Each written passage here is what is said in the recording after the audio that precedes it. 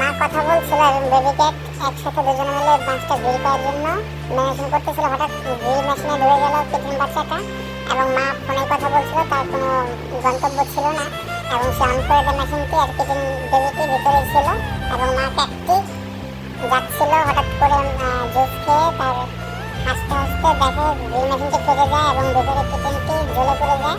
তখন মার দ্রুত খেয়াল আসলো এবং দৌড়ে তাড়াতাড়ি গেল ওখানে কৃত্রিমদের কাছে, গিয়ে দেখে যে জ্বলে পড়ে শেষ এবং তাড়াতাড়ি তাৎক্ষণিক ডক্টরের কাছে নিয়ে যাওয়ার চেষ্টা করে হসপিটালে নিয়ে যাওয়ার পর ডক্টরের ওখানে যে তার হাত জোর করে ডক্টরকে বলে আমার বাচ্চাটাকে তাড়াতাড়ি বাঁচাও এবং স্বামীকে কল দিয়ে বলে টাকা নিয়ে আসো, ডক্টরের কাছে দাও, তাহলে আমাদের বেবি ট্রিটমেন্ট হবে এবং ডক্টর তাড়াতাড়ি যায়।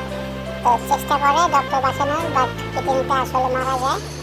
কৃত্রিম বেবিটা তার মায়ের ভুলের জন্য এবং মা বাবা তখন অনেক কষ্ট পায়। এরকম আরো ভিডিও পেতে চ্যানেলটিকে সাবস্ক্রাইব করে পাশে থাকবেন।